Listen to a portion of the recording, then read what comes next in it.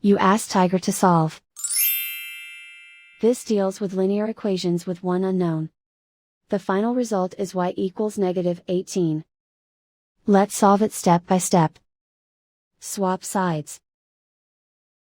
Group all constants on the right side of the equation. Subtract 3 from both sides.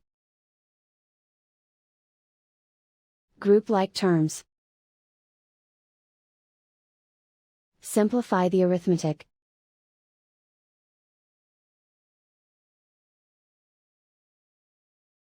Isolate the y.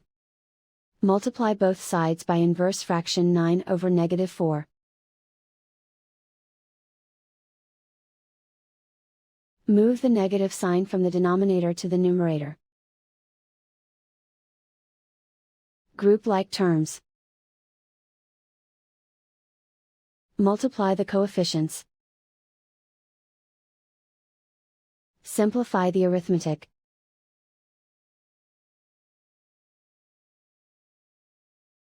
Move the negative sign from the denominator to the numerator.